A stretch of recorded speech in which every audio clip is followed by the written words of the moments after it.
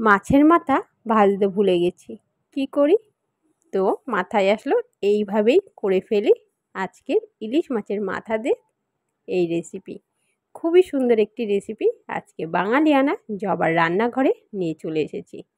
তো সবার প্রথমেই আমি গ্যাসে কড়াই বসিয়ে গ্যাস ধরিয়ে কড়াইতে পরিমাণ মতো তেল দিয়ে তেলটাকে ভালো করে গরম করে নিয়েছি।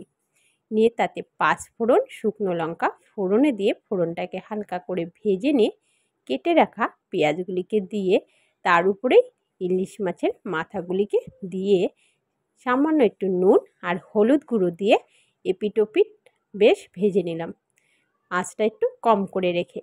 সেইদিকে পেঁয়াজটাও ভাজা হয়ে গেল, আবার ইলিশ মাছের মাথাটাও কিন্তু ভাজা হয়ে গেল। তো এবারে কেটে রাখা আলু আর কুমড়ো দিয়ে ভালোভাবে একটু কষিয়ে নেব। নেওয়ার পরে স্বাদ মতো নুন, হলুদ গুঁড়ো আর সামান্য একটু চিনি দেবো।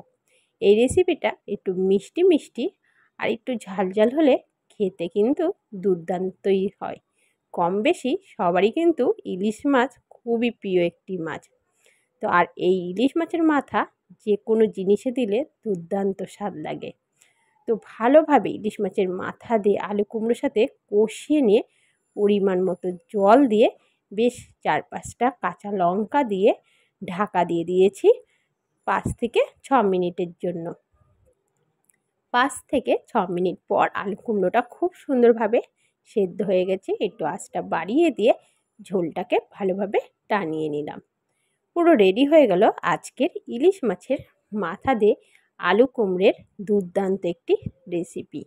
খেতেও যেমন সুন্দর আর ইলিশ বলে কথা। ভালো লাগলে রেসিপিটা অবশ্যই আমার চ্যানেলটিকে সাবস্ক্রাইব করে পাশে থাকা বেল আইকনটি ক্লিক করে দিও।